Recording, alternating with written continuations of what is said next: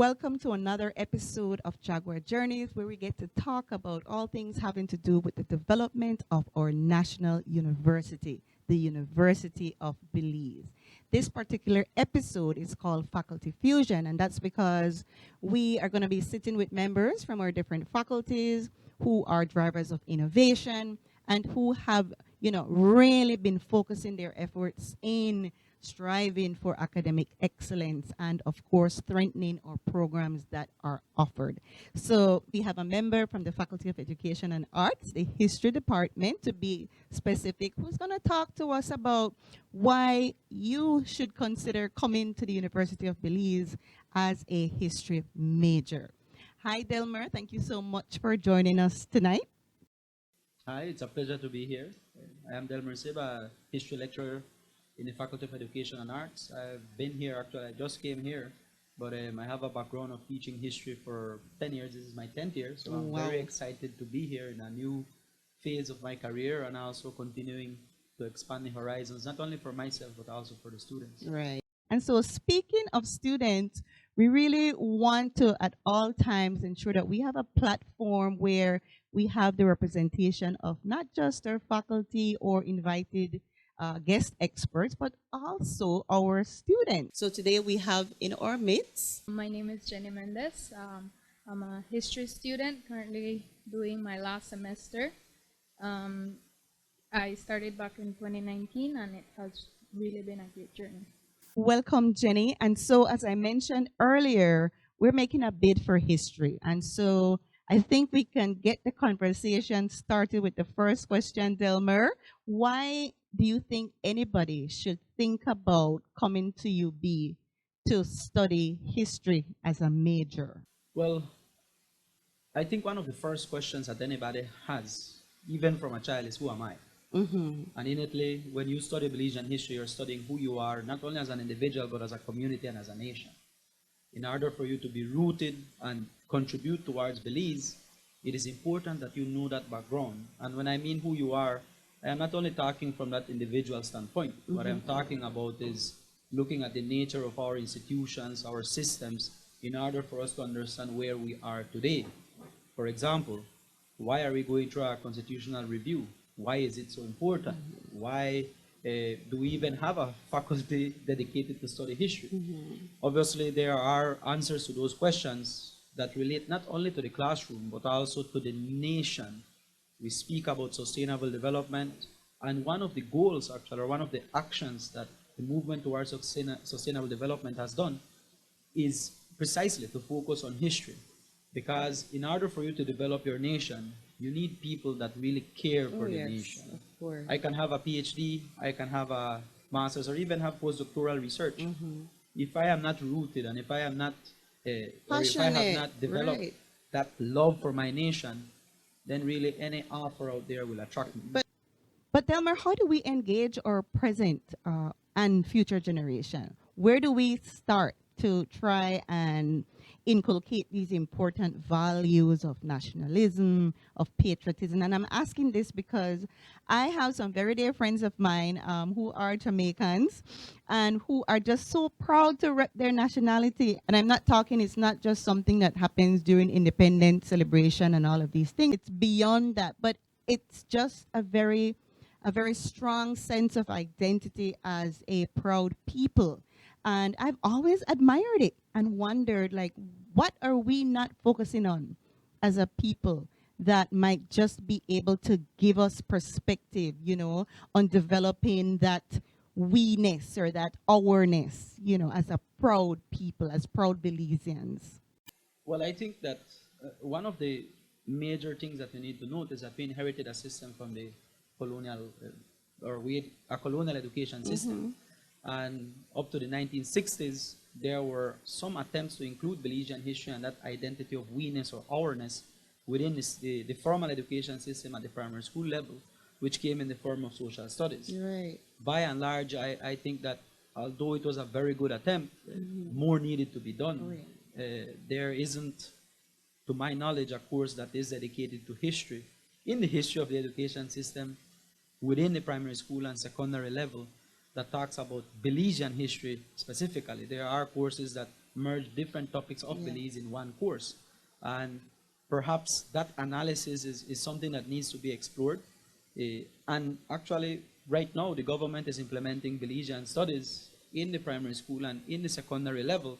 So perhaps going out there to see what the experiences are like is important. And I think what comes also with it is these, or are these blocks as it relates to knowing your history. A lot of people have these misconceptions that history is just a boring subject. It's just dead facts. Why we need to know about the past when we're worrying about the future? I mean, I hear that so many times. In fact, I hear that in the classroom, outside of the classroom, while socializing. My friends telling me that, you know, perhaps I'm doing a waste of time. But really, I mean, I enjoy what I do. Of course. And at the end of the day, when they have a lot of questions about the past, guess who they come to ask questions? You. And then, and then we come back to debates about development. But really, you need to understand those systems, those structures that created it, and how those structures have shaped the country that we have today. It is no surprise or no, you understand, it is not a secret, for example, that we have a legal system that was inherited, that we have many of these ministries operating with systems that were inherited. And as I mentioned, I mentioned earlier, the constitutional reform, it's something that is going to change a lot of things. But in order for you to understand why this change is necessary, you need to know where it started. And that goes the same for our economics, it goes the same for our politics, it goes the same for even our village life, our institutions in the community, family, and how all of these things are changing over time. I love that point, Delmer. I know you started off by identifying the fact that we have, and to some extent we continue to operate within systems and structures that were a part of that, that colonial inheritance. And it brings me to the concept of decolonization as an important part of our journey in identifying and, of course, accepting ourselves for who we are.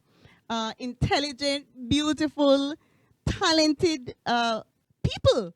As a history lecturer, how do you go about infusing or integrating the concept of the Belizean identity?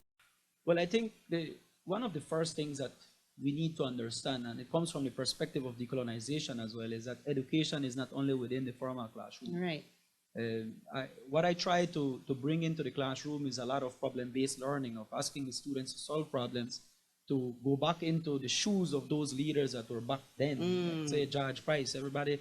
I mean, right now we could criticize Judge Price, and it's, I mean, we can. But if you were back there with the circumstances that they had, how would you shape this Belize? And it's a difficult question to answer. And it sparks a lot of debate, because there are people that will come from a conservative point of view, some from a liberal point of view, some from a more left-centered, right-centered point of view, and it's fine, because really what we are trying to do is to figure out how do we shape that future. What is the best direction for our nation as we speak? And what we are creating in those classrooms are not just teachers, are not just persons who are going to go out there and do research, are going to be community activists, who are going to be leading institutions. We are creating the leaders and the shapers, the builders of this nation. So it's a big responsibility. And in order for you to create those people that think in a leadership role, you really need to make them think. Love to hear your point of view on that, Jenny. Think about some of the courses that you have taken over the duration of your studies here. Anything stands out, one of those courses that you think was really meaningful for you? Well, I have enjoyed all my classes that I have taken. The fun thing about this program is that you not only you are learning, you are getting informed, but you are doing it in a fun way. You are doing it. For example, let's talk some practical stuff. What are some topics or some projects that you have been able to work on? All right. So last semester I took historical methods. I did an research paper on George Price. Okay. Yeah, and then early this semester there was an event on George Price, Let Belize Live. So that was very interesting to join the event, and I was able to, base compare on what I have researched and compare it to the event and how they carry it out. I have colleagues who were history majors who have in fact planted themselves in important developmental areas in our country. I know Carlos, you know Carlos. Yeah. He's at the Ministry of Education, and so he's doing big things over there. But what are the other areas that a history major perhaps can think about in terms of career goals? So when you think about history, you think about skills. Really, it's not only concepts that you're learning, it's not only facts and dates that you're learning. What you're learning is the process of thinking, the process of problem solving, the process of research, which also gives you the ability of engaging with real life issues and scenarios. So, for example, we have some really outstanding graduates, such as Mr. Rolando Cocom, who is the interim director of the Institute of Social and Cultural Research. Brilliant guy. Yeah, he's one of the top in our country.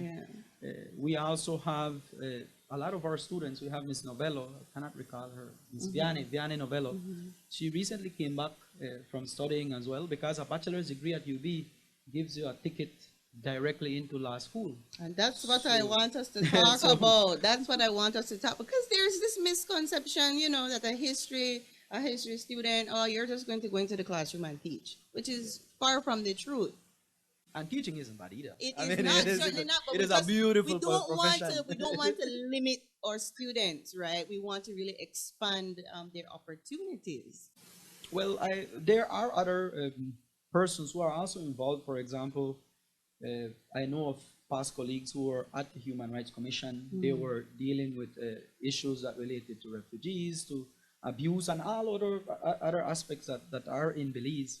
And the history experience gave them that background to be able to go there and perform project management, cultural resource management. We're going big into tourism right now.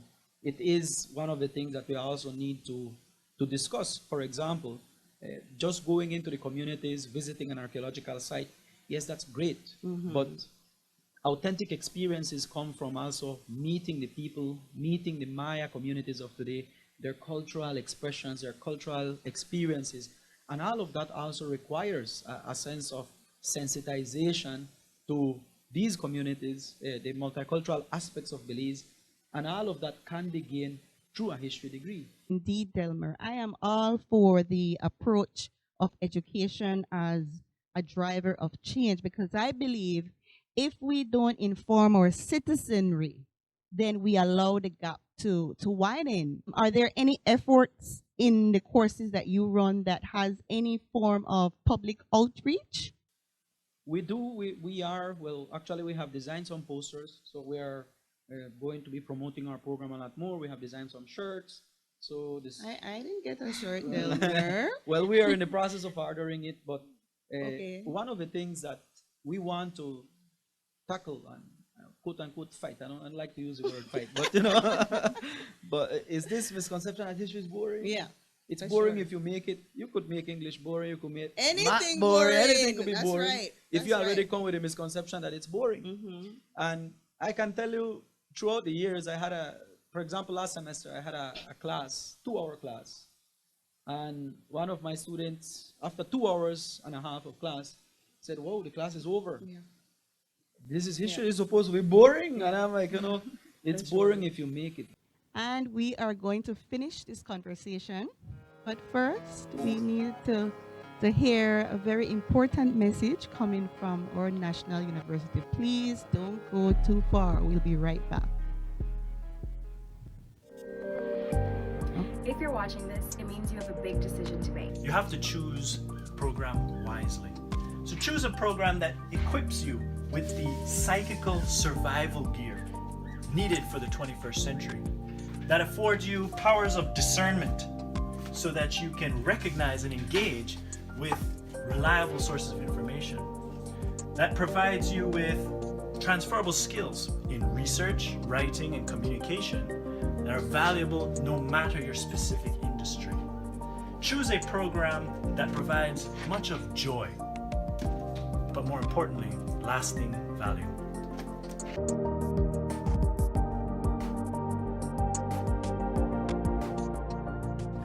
Welcome to to the Faculty of Education and Arts. We are the History Department. Here at UB, we value your time, we value your mind, we value your dreams, but most of all, we value your future. Because the future is a pretty big place, and the only way we'll get there is together.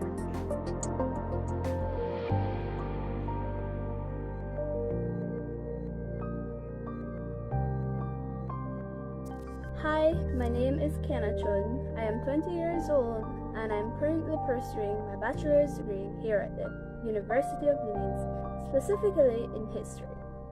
I am here today to share with you some of my personal experiences and my personal point of view as to why you should join the history program. Prior to joining the program, my initial plan was to major in anthropology, but then I realized that history is the backbone for everything. And so, from 2017 up until now, my experience has been wonderful.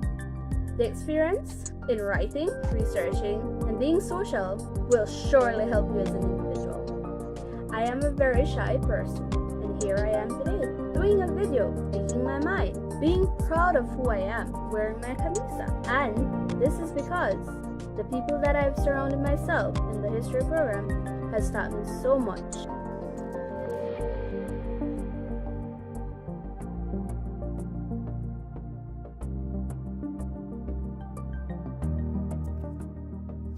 Hi guys, this is Paul Smith. I am the research assistant at the Institute of Archaeology, niche. I recommend that you try just a course in anthropology, just take a subject in anthropology, and you will see the differences it does for the way you think, the way you understand the world and your community and your family even. Understand the reason why people behave the way they do sometimes, and what culture does to impact our behavior, what biology does to impact our behavior and impact the things we choose to become. And so this is my endorsement for anthropology.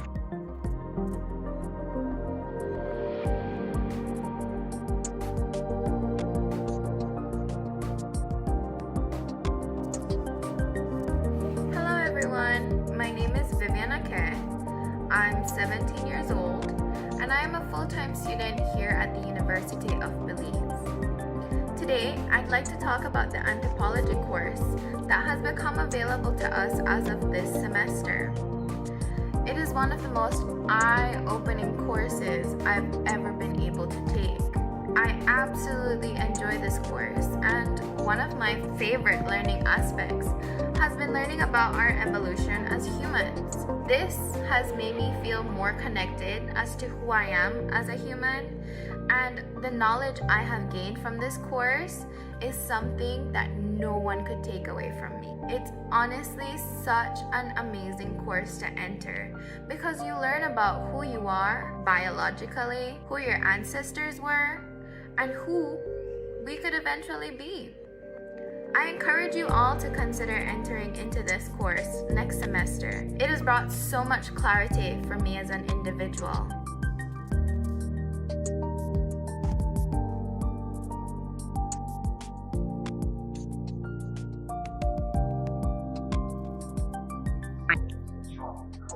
So you want to know why I study history? I study history because I love it. It is my favorite thing in the world because it literally makes me feel like one of the smartest people in the room. And one may be wondering, how? Well, it's because it is the study of self-discipline, meaning I must always conduct myself in a professional manner. And as well, it is a study of finding out stuff, investigating, and looking beyond the surface. Literally looking at what did what, who did what, why, literally all the questions one could wonder. But if I'm being honest, the most valuable thing I got from this program was friendship. Because as they say, if you want to go fast, go alone. If you want to go far, you go together. So you already know what I was gonna say. Sign up today.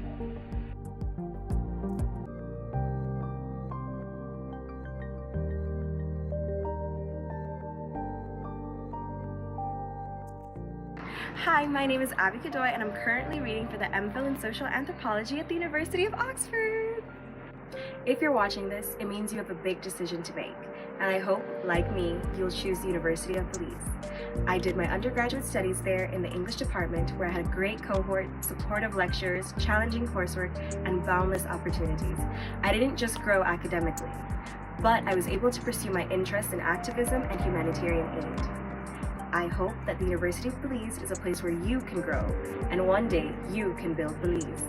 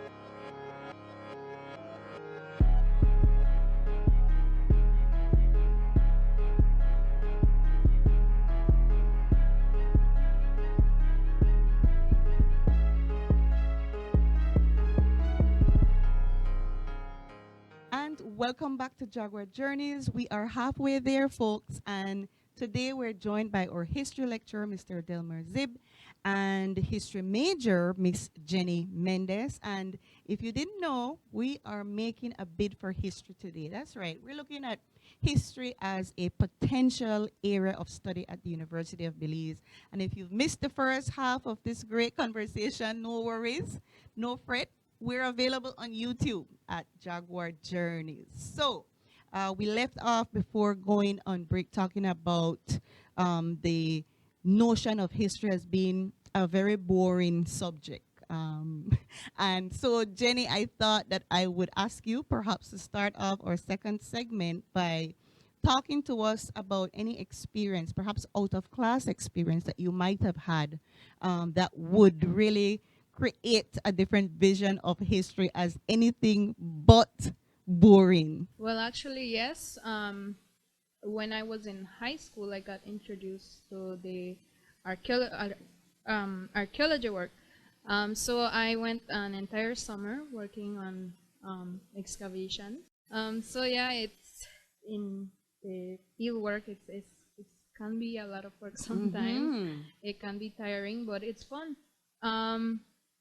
And that is how I got introduced to history, because I wanted to go more into the anthropology field, but I realized as well that history is not something that is, very widely known.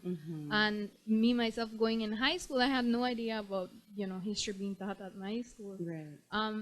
So that's when I got an interest in the field, and when I graduated, I decided that history is what I wanted to do. So you have a pretty good idea of where you're going to be, where you're headed, and how you're going to use this history degree. Jenny, where do you see yourself 5 years from now? History is not something that everyone knows, so I want to be a history teacher who, make students aware, and not only aware, but also to love history, to be interested in wanting to learn about history, because it is important and it can open many doorways. It's not just about teaching, although it's very important. You can go in many fields. You can be a research personnel. You can go into conservation as well. So wanting to become a history teacher, I mean, you're a history major right now. So where does the education component come into play? Well, I started my minor in education. Oh, you're doing a minor in education. Yeah. Smart girl. Okay. Yeah, so I'm doing a minor in education. I'm majoring in history. So once I'm finished this semester, I believe I'm doing an internship. Wow. Yeah, and then I go from there. I'm happy and I'm proud for you. So we spoke about potential careers. We know teacher is very much a part of what is available. Yes, well, we do have a number of our graduates who have studied in political science. We have a couple of them at the Ministry of Foreign Affairs, and they're working in different capacities there. And we actually have a few of them who are doing postgraduate degrees in Taiwan as we speak. Wow. So the history program itself prepares you directly to enter into a postgrad in many fields, and a lot of them are taking the opportunity. And there are many scholarships out there that also give opportunities primarily to Belizean students from the University of Belize. And I think that perhaps we should do more, and Yeah. that's what the department is trying to do, how we could connect not only with other high schools, universities, and junior colleges, but also with the community. Just to give you a little bit of a story, a lot of the community activists need a lot of support, and they see the history department as well as a way where they could have open discussions about culture, identity, and aspects of language and so forth. So in this case, I came into history actually. My story is a bit different from Jenny's, although I did some excavations. My story is actually goes back to when I was 13 years old. I was back We should have gotten in popcorn. in 2005. Okay. 2005 when I graduated from primary school. I remember quite clearly. I come from San Antonio, Cayo, so it's a Yucatec community. In June, we used to have a 3-day festivity, big festivity, and we used to have a lot of Maya traditions. I remember when I was a boy, running behind the hoghead dance throughout the community. I remember following La Chatona, following the marimba going from house to house. Nice. It was so beautiful. And by the time I finished high school, it had all dwindled. There were some attempts to get it going, but really they weren't there as it was before. And by the time I finished the university, the day in San Antonio was practically gone. So one of the reasons why I came here is because I wanted to learn. I had a lot of questions. I mean, you could imagine. I was looking at all of these expressions. What do they mean? We didn't have in the formal, at least in the formal education setting, we didn't have anybody teaching us about it. So I had so many questions. Why are we doing this? How is it done? Why are people so engaged with it? And why is it being lost? By the time I finished high school, those questions really are what brought me to the university, because I was involved, well, not involved directly, but I was, as a viewer, looking on to these things and seeing how it was going down, literally going down, along with it, the language. Yes. And really, one of the best opportunities that I got was coming to the university to understand, at least get one of the answers, why this is happening, and why is it that as days go by with globalization and so forth, we need to protect who we are and protect those expressions that are still there. Because as we speak, our languages are slowly dying, our aspects of culture are slowly dying, and if we don't do anything about it, it's going to go. Exactly. And one of the engines to continue creating more consciousness about these issues is the history department. So that leads me to my next question, Delmer. In order for there to be a preservation of culture, there has to be a level of engagement. What role do we, the University of Belize, what role do we play in developing a cultural awareness? Well, I think the university has produced a lot of people in the community to contribute towards the community. Actually, I cannot tell you that I know of a history graduate that is not involved in some aspect of cultural or social activity. All of our graduates have had either a volunteer role in a cultural activity, in an NGO, or in any other festivity that is out there. And the reason for that is simple. We are not only prepared with academic skills, but also prepared to say, if there's a problem and we need to solve it, we need to be responsible for it. And we should not be fearful to be responsible for it. Be it through solving laws in our international arena, through solving issues, in the legal aspect, through solving issues in our social aspect, economic aspect. We are all being empowered to say, here I am, and here I am to serve my community. And if ever there was doubt in your mind in terms of thinking about history as a potential area of study, I want to say that, Delmer, you have summed it up well. There was recently the launch that you coordinated, the intercultural. What's the name of The it? name of the institute is the Intercultural Indigenous Language All right. Institute. Can I say some? Of course, Okay, please. so the institute has a sort of three layers of or aims, focuses. One is the revitalization of languages. So through the institute, what we plan to do is to promote indigenous languages at the university level for professionals. And this is something that anybody could use. So you're a teacher, it benefits you to have some knowledge of the of the indigenous language area and knowledge systems so that you can better teach your students. You're a liar, you have some clients that are from those indigenous communities. It benefits you to know the cultural background that they're coming from, and also to know how to communicate with them. You're a consultant, you need to get into the community. You're a doctor, you need to understand the language, and you also need to understand how to cater for the different cultural needs of these people, right? Or from where they're coming. And that's one of the aspects of the indigenous languages, but it also comes partnered with creating programs within the community. So one of the major hurdles that indigenous languages need to pass is that of maintaining those traditional lines of creating and promoting the language. Would that be like oral tradition? What are we talking about there? Not only oral tradition. So let me give you an example. I am at home. The language that is spoken is Spanish. I learned Spanish, and I speak Spanish as a natural language. So what is happening in some communities is that the parents are not transmitting that language to the children, and therefore 1-2 generations down, they don't know the language. I am a perfect example of that. My father, through some experiences that he had, did not learn the Maya language. I don't know the Maya language now. So that bridge has been broken. And now I need to figure out a way of how to repair it. So for example, right now I have a 1-year-old son. I want him to learn the language from small. So that's one of the areas of the Intercultural Institute. We also have the area that focuses on indigenous knowledges. So for example, language is a bridge or is a door directly into indigenous knowledge systems. In order for you to understand the indigenous universe, you need to understand that through language as well. And the knowledge systems entails anything from the environment to ways of living to food, to knowledge on plants, everything.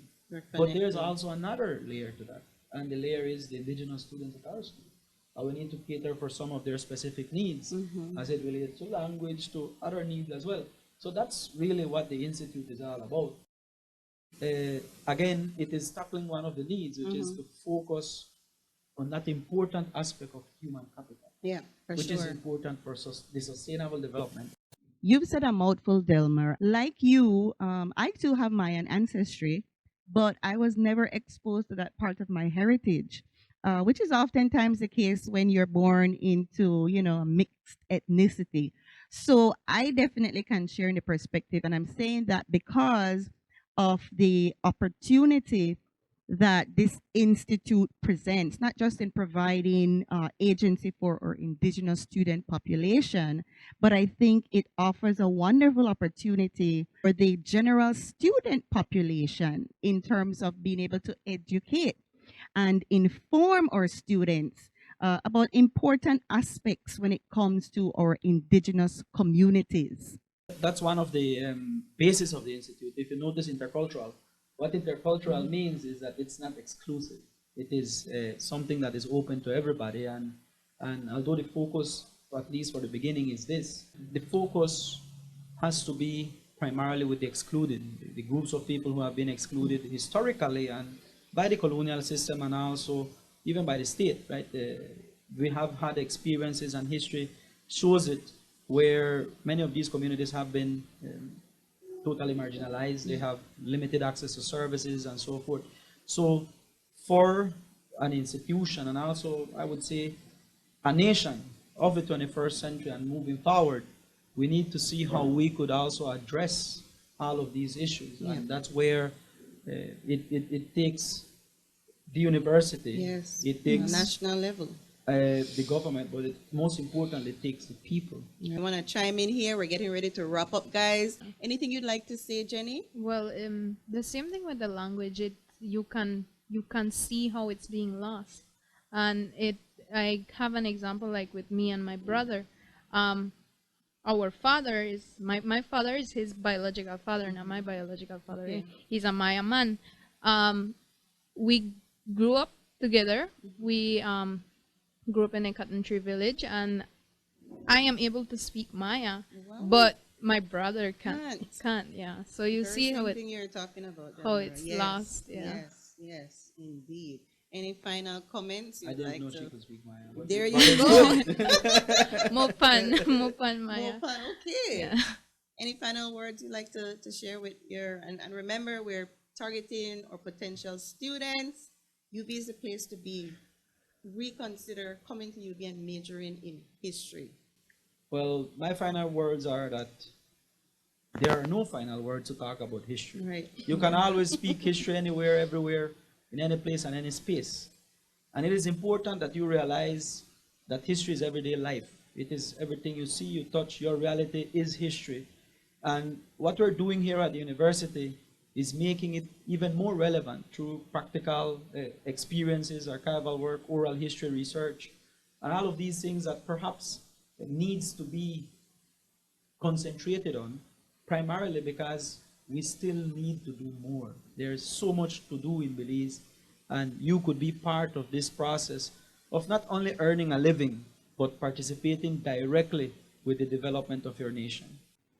And so we've come to the end of this very enriching conversation. I feel educated, I feel empowered, I feel renewed, and definitely I am inspired to become a little bit more engaged in being a part of our history. I don't quite recall, Delmer, who said it, but there's this quote.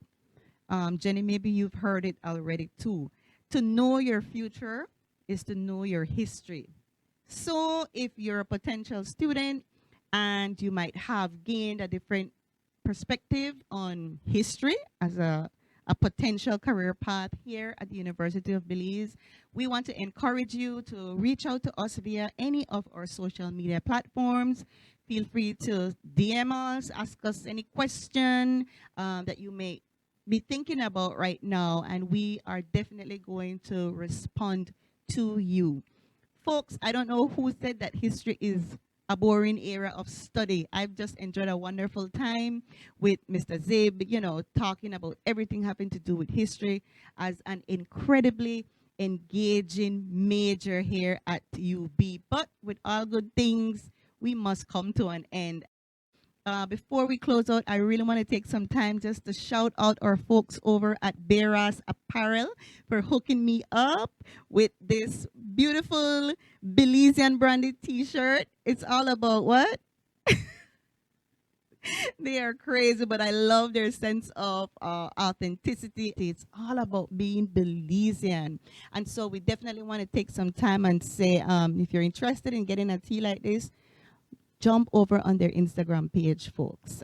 They answer within a heartbeat, and they're on Instagram at Beras Apparel. I'm always so excited to support our small businesses or small enterprises, so please feel free to share the love, go check them out. You never know, you might find something that really speaks to you. Thank you so much for joining us. As always, I want to encourage you to join the journey right here at the University of Belize. Until next time, take care and good night.